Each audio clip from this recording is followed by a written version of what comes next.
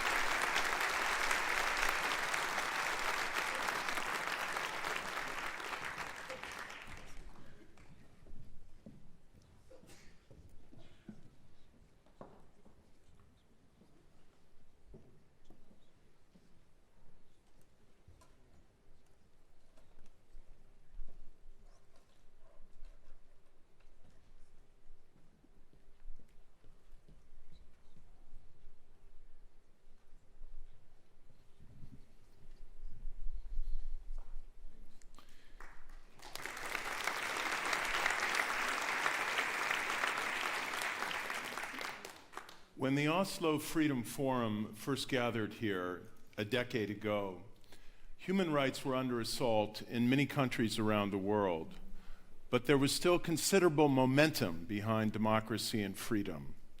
That momentum has now been ruptured as a result of 4 ill winds that are blowing hard against freedom in the world, which I describe in my book, which will be published on June 11th. The first of those ill winds is the continuing advance, as we saw in the European parliamentary elections this past weekend, of right-wing, illiberal, anti-immigrant populism, which is defying and desecrating really the founding spirit of the European Union and of liberal values around the world.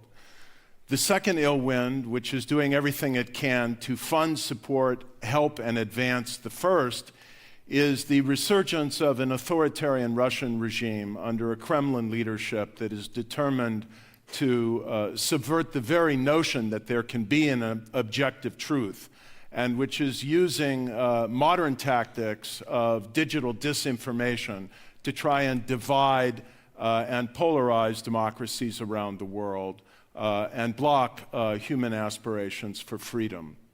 The third ill wind is the rise to superpower status of a neo-totalitarian Chinese Communist Party state, which, as you heard from the eloquent remarks of Nuri Turkel this morning, is guilty of crimes against humanity in Xinjiang against the Uyghur people, and also crimes against humanity in Tibet and a pervasive effort to control the people of its own country through Orwellian tactics of digital surveillance and control. And finally, there is the ill wind of the decline of democracy in the United States and the growing assault on democratic norms there. My message is a hopeful one. We can reverse these ill winds. We can launch what Lincoln called in his Gettysburg Address a new birth of freedom in the world. But to do that, we really must unite behind our common democratic values of freedom, pluralism, tolerance, accountability, and the rule of law. And we have to also unite in a forceful strategy to confront these authoritarian tactics of disinformation and subversion of democracies and liberal values around the world. Thank you very much.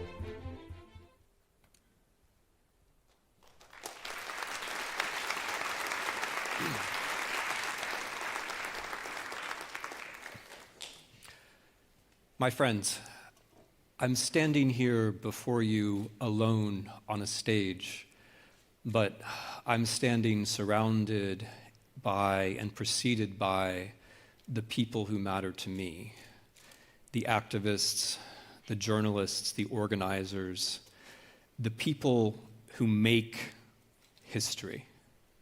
Now, I'm a historian, and my simple job in the few minutes that we're going to spend together is to think with you about what that means.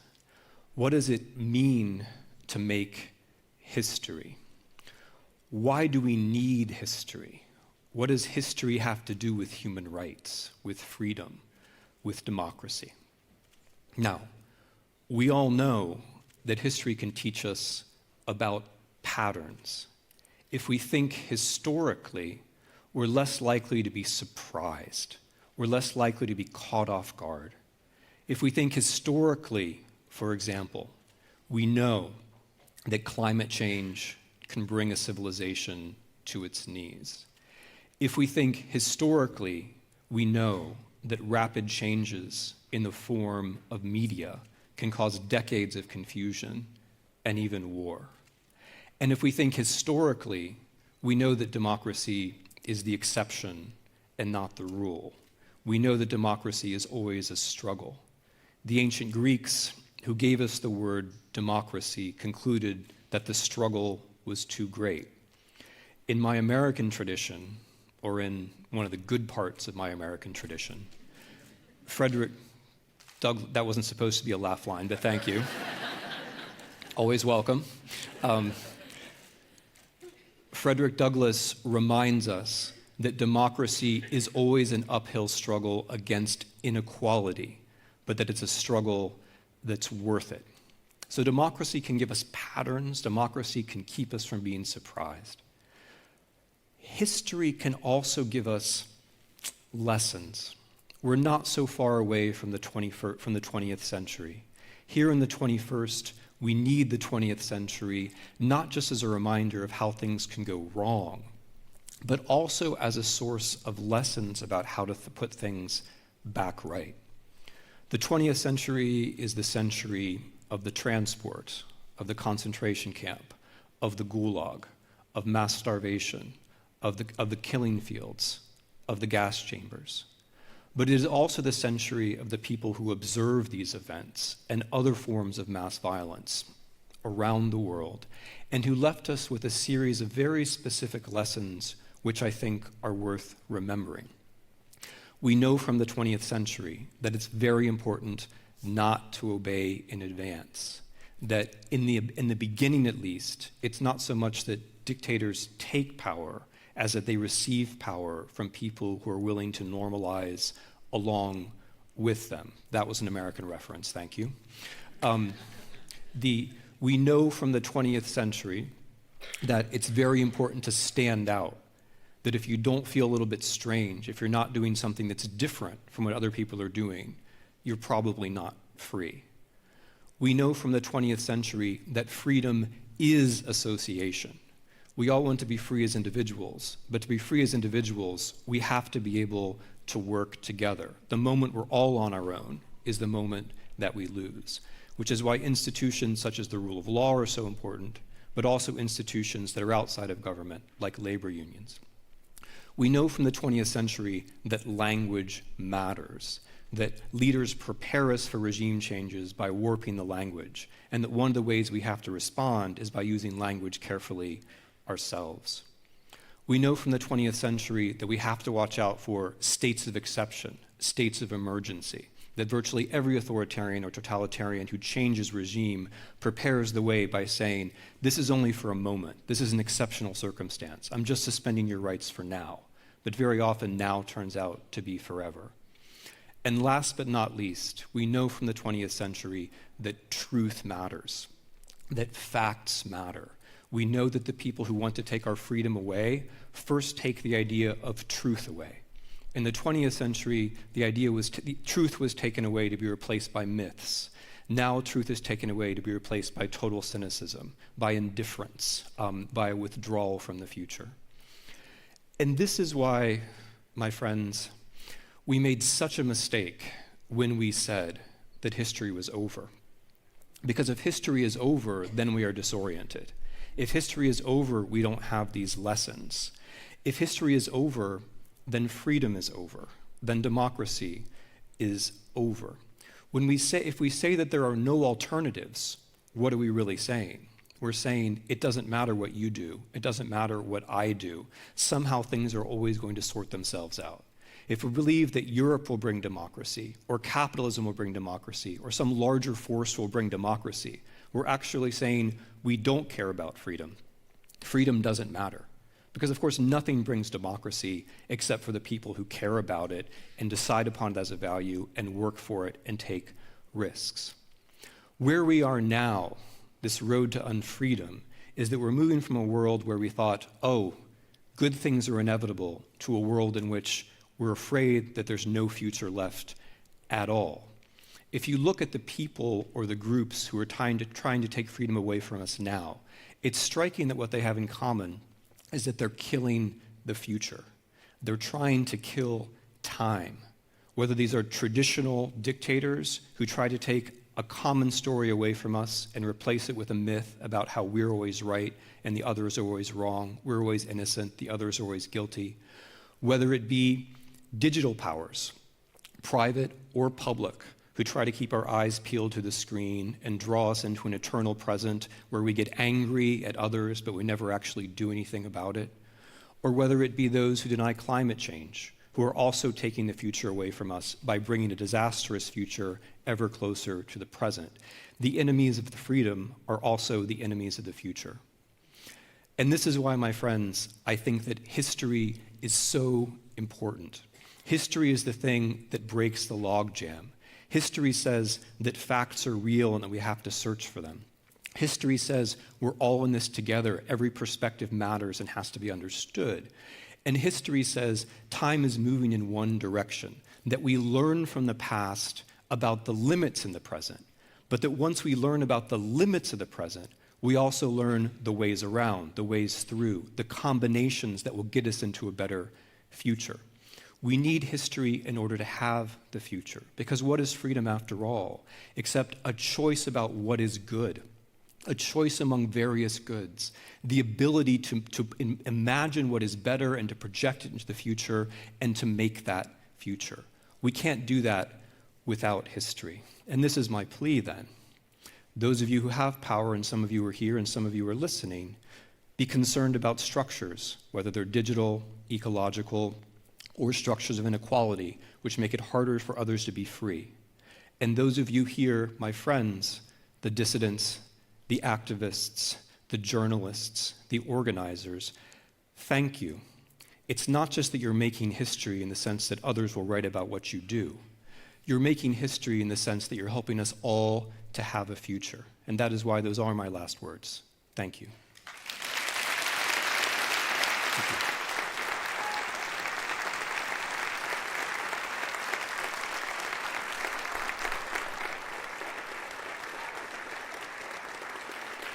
Thanks.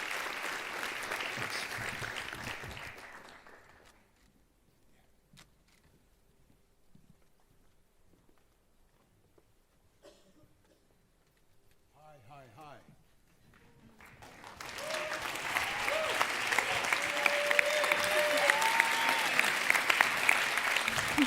Hi, my name is Srđa Popović, and I'm here for my 6th or 7th year in a row. I'm running the organization called Canvas, which trains activists, some of those in this audience, in how to build successful movement. And wow, for those of you who are first time, this was a morning to remember, huh?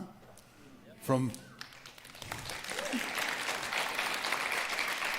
real heroes like Felix Maradiaga to the people who know so much about the stuff, to Laurie Diamond, this is a marvelous experience, listening and getting inspired. But guys, this is Freedom Forum. It's so much more than just words. Several years ago, the organizers of Oslo Freedom Forum sat together with us and we started figuring out what we can do together. Because this is where we really have a community. This is where we build the sense of family. It's not only about the activists, the professors, the techies, the donors, the journalists. It's also about how we can unite in doing something meaningful, not only listening to the people who are doing something meaningful, which is why we came to the idea of launching the thing that I'm going to announce today, which is called Freedom Fellowship. The Freedom Fellowship is the idea that brings together the top activists who are now in this family, together with the people like me, people who can help them to build some kind of knowledge, to the people coming from the world of media, fundraising, communication, digital security. The general idea is to help them build their movements on the ground. And yes, it was Ben Franklin who said that there are 3 types of people in this world. There are those unmovable, those movable, and those who move. And if you really want to move society for better, what the better way than helping the movers? So we give it a try. We invited this marvelous young lady over here, coming from Bolivia, to be our patient zero. She graciously said yes. And after the year, here she stands. Janice Vakadaza started her brave movement from the scratch, which grows now into a tremendous pro-democracy organization named Standing Rivers. in Bolivia. It's my great pleasure to introduce you here and give you the advantage of saying what we are doing next with Freedom Fellowship. Yes. Thank you so much, Sergey. Today is the day that we proudly announce the Human Rights Foundation, along with Canvas, the start of a new program called the Freedom Fellowship. The Freedom Fellowship is a one-year program that's going to give 10 activists from across the world with the opportunity to build up their skills to battle against dictators in a safe and effective way. You have all 10 fellows of this class today sitting among you, but for them to be successful, we need you to unite with us. If you're an activist and you want to take part of the Freedom Fellowship, find us on the Freedom Fellowship booth and apply for the Freedom Fellowship this year. If you are a person who thinks that can teach something to the fellows, or if you want to be a mentor, please come find Sergio or myself during the forum and let's discuss how we can help them.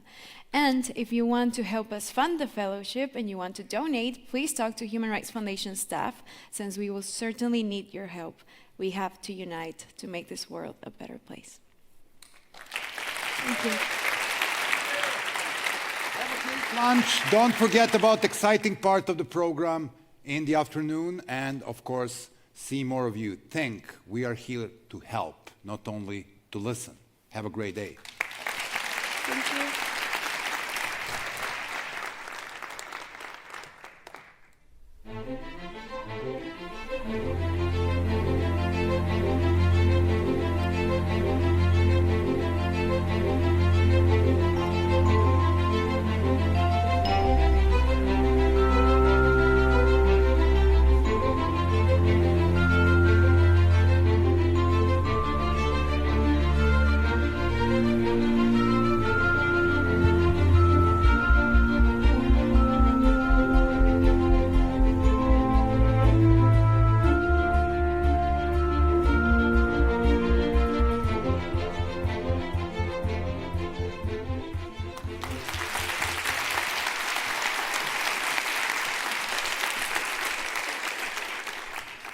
I don't think I've ever been in a room with so many troublemakers, the world's troublemakers, you naughty, naughty people. If in the resolute defense of what is right, if in the simple refusal to give in, if in the stunting of policies that are oppressive and repressive, if in the promotion of human rights and the movement for greater freedom, we believe that we can overturn injustice simply, I beseech you to think deeper, because the line that we draw when we know what we're fighting against, repression or oppression, is always easier to define than to understand exactly what is it that we're fighting for. I've always tried never to plunder human rights, to take those rights which will benefit my arguments, my cause, and then these other rights which I may deem more sensitive, because my culture is more sensitive, I tend to ignore. How could I do that? How could I ask for others to support me when I claim my own rights if I'm not really prepared to support them in their struggles? A Jordanian doctor working in Boston, who I thought was rather progressive, called up a friend of mine, and he was outraged because I said that the rights of the LGBTI community in the Arab world had to be respected. And he said to my friend, Zaid should go throw himself in a lake. Actually, it was much worse than that. But I saw some children around. The friend said to him, well, what credibility would he have if he ever did that?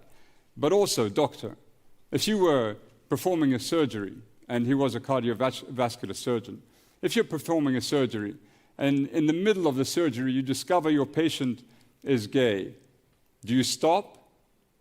And there was complete silence on the other side. You see, fundamental freedoms, the freedom to opinion, the freedom to expression, to peaceful assembly, to association, they must be applied universally. They must be. If we don't do it, we will never have the density within the movement the strength within the movement to overcome the dangers that exist before us. And we must think along two tracks, thematically and geographically. Thematically, how could you possibly be a human rights defender if you support the rights of women in Saudi Arabia, but you don't want to stand up for the rights of migrants and migrant workers in Europe? How could I, geographically,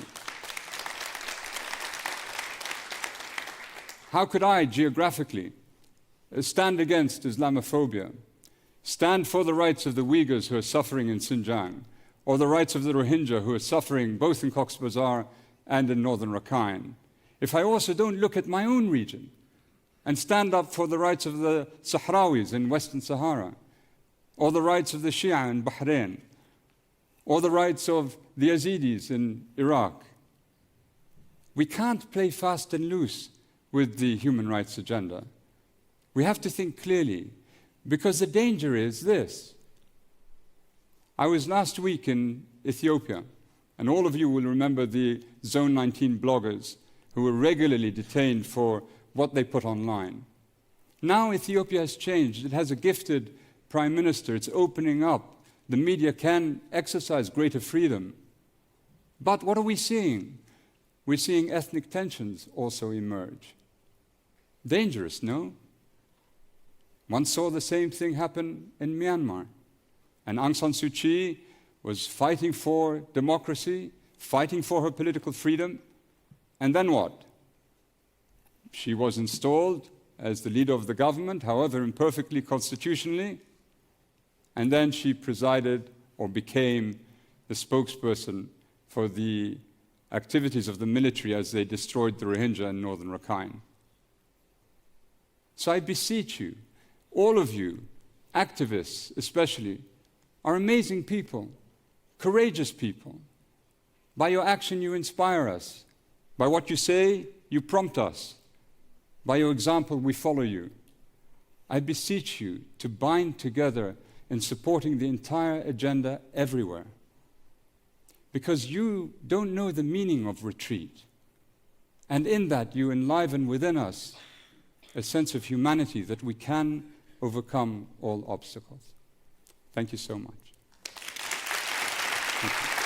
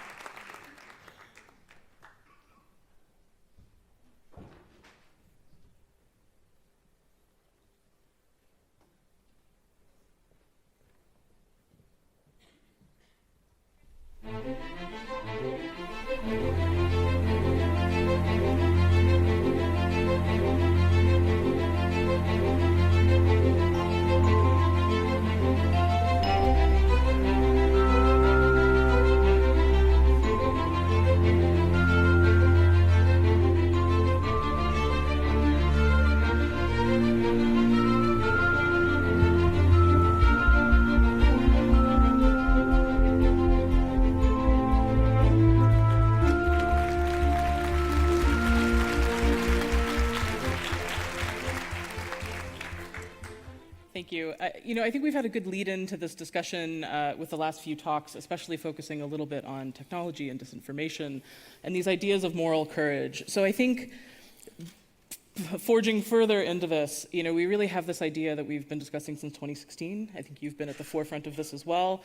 That technology has really contributed in certain ways to a crisis of democracy. It's not the only factor, but it's an important one.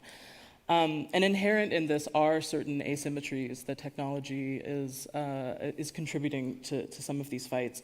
The asymmetry between the state and the individual, the power of states in targeting and profiling individuals in ways that it hasn't had before. The asymmetry of a few, whether it be a tech CEO or sort of mercenary tech interests or other gray actors, to sculpt societies and target individuals in ways that they've never had the ability to do before. So how do we ensure that these asymmetries that are right now being exploited very effectively by some of the worst actors can be overcome, I think, using a better moral foundation of how we approach some of these issues? I mean, when we have, in the last week, Facebook saying that they're not in the business of truth, We have ample examples from Google and other companies being unwilling to work and partner with the American government, but perfectly willing to contribute their technology to the Chinese government as they build a data-driven caste system and dystopian society, imprisoning millions of Uyghurs. How do we enlist tech on the side of the moral fight for democratic principles in this century? Yeah, I think we have to address first the paradox, because I guess public, just got it wrong, thinking that technology, it helps us to advance the cause of freedom, liberty, and just it means progress. While we see we're still seeing time and again how technologies that have been developed in the free world to build communication between the people and just to sort of create new networks and to advance the cause of freedom, they have been used successfully and far more effectively by the force of democracies to undermine the very foundation of the free world. And that's happened many times before, because unfortunately technology is agnostic. It's neither good nor bad. It depends who is using it, and humans still have monopoly for evil. And destruction comes always first. You have a nuclear reaction, and then you build nuclear bomb, and only then you have the nuclear power plant. I think we just have to recognize that it's not automatic. And technology today is an amplifier, and the evil side has been organized. That's already an advantage of undemocratic states at the first stage of the war against the free world. And we're still, at the stage of denial. That's why everybody now refers to the 30s. We still don't want to recognize the fact that we are facing, I would say, an existential threat. But unlike the Cold War, when we had the physical sort of partition, Berlin Wall, unfree world, the free world. So today, there's no target. Who is an enemy exactly? So we're not so sure. And Chinese, Putin, and other undemocratic regimes and the force of democracy, they benefit from these doubts. And we just have to, again, recognize the fact is whether we like it or not, and I understand the public doesn't want to hear these messages that we are at a new stage of the Cold War. It's a cyber Cold War, and unless there's a political will, which is just it's missing on the side of the free world, you cannot defend you, because defense in the cyber war is useless. It's a losing proposition. The only way to defend our interests, to defend the infrastructure of the free world, it's a deterrence. It's only a threat of retaliation, and so far there's very little appetite among the public. And of course, there's no political will among the leaders of the free world to fight back.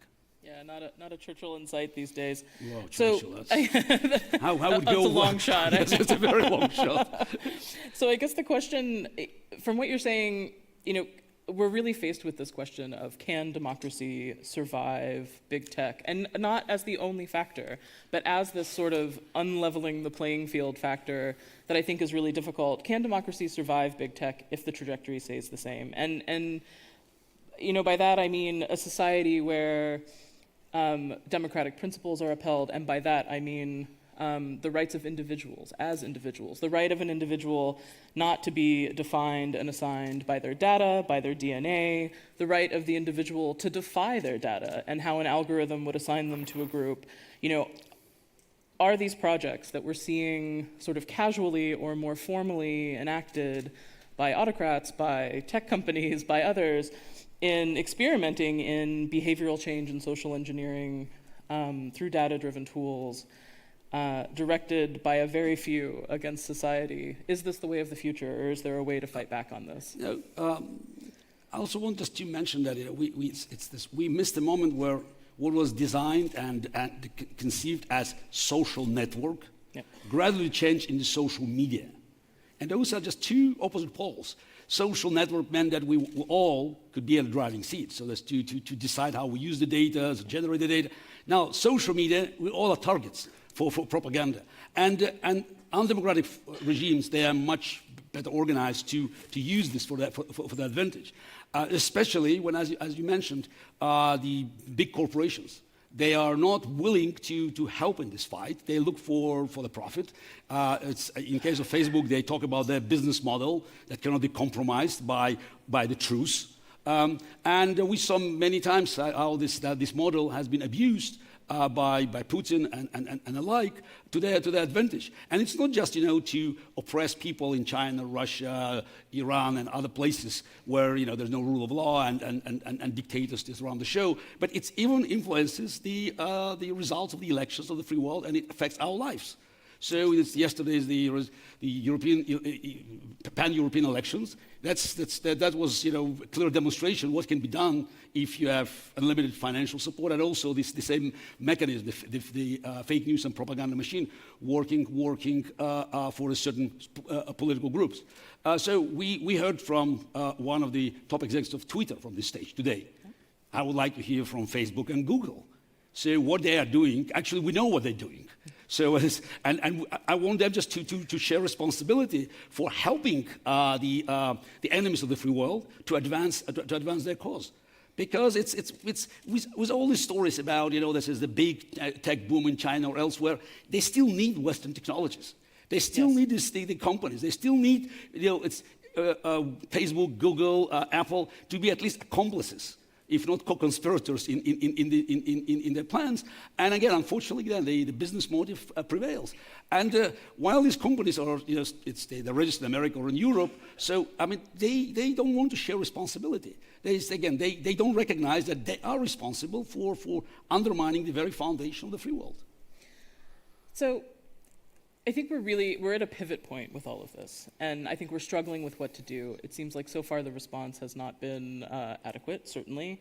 But I think you've had the same conversations that I've had with tech companies and tech execs, where there is this sort of detachment from a moral foundation of the work that they do, where they try to say, we're neutral actors, we don't take a side.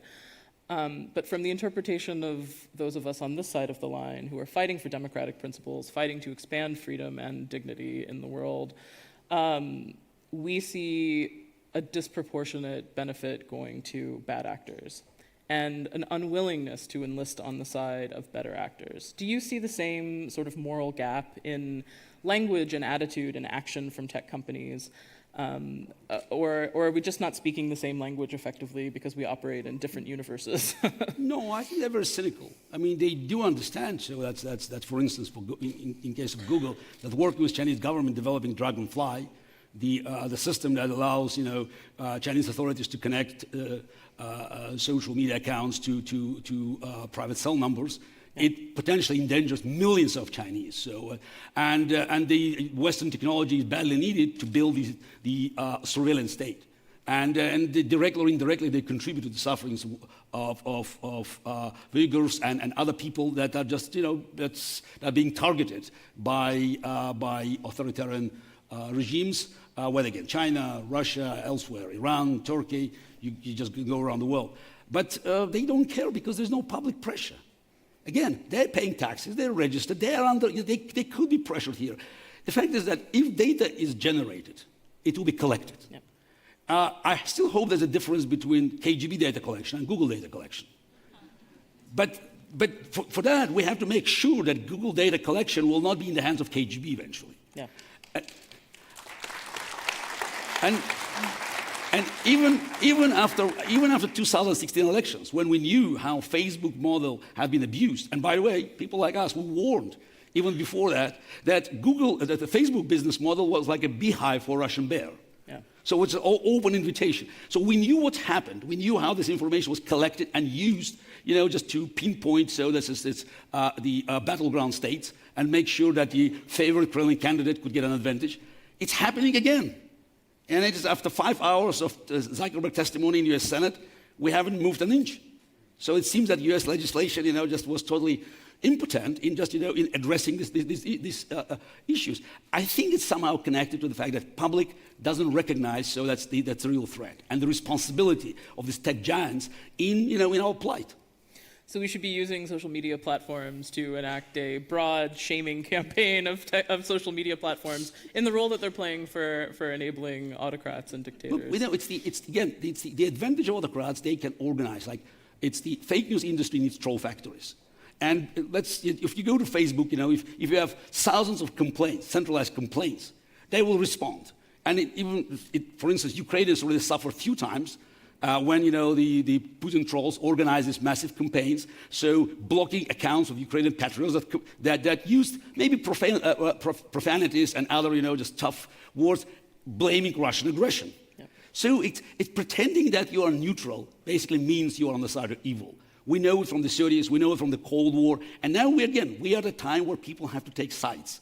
And I think it's amazing that we hear time and again from the Silicon Valley and even from European companies that they try to, they do business, they're looking for engineering solution. That's right. How top Google executives describe Dragonfly, for instance.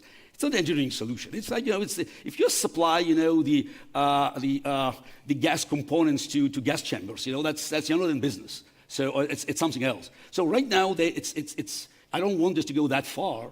But it's still, it's poisoning the minds of people. It's brainwashing. It's basically, creating an atmosphere where, democracy it's not only fragile, but it's demonstrates its weakness. And we don't know what happens if this process continues unopposed.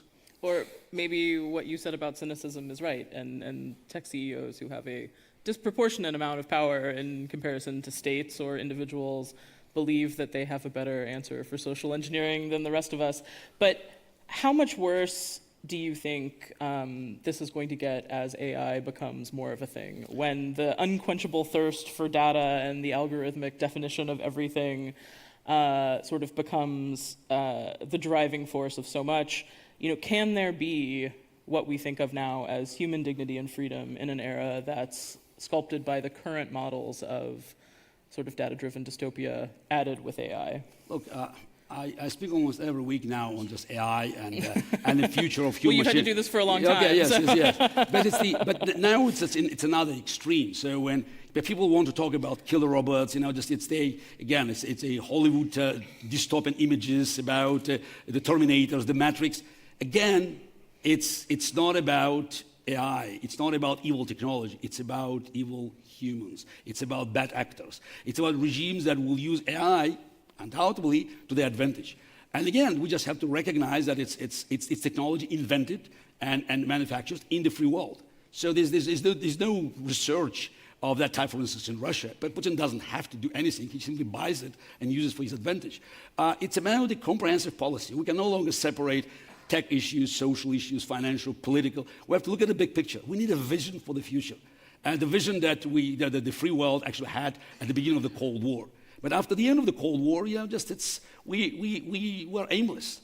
And that's why we don't know what to do when democracy is being attacked. And I think we should find sort of this political will. We should be, it's resolved to address these issues and to come up with a comprehensive strategy. Because we have, at this first time in the history of human race, democracies, they have overwhelming political, moral, and also military and economic advantage. But we're still lacking will to demonstrate that's our ability to use it for building the better future. So Putin convinces everyone he's strong, and we convince everyone that we're actually very weak. Yeah, we buy it, without confronting him. And again, in many cases, we just say, what can we do? We can do a lot, by the way. So this is, and people in this audience, they prove every day that they fight against overwhelming odds. And I think it's a shame that those in power who have so many resources in their hands, they don't have the same resolve as people here. Thank you. Thank you.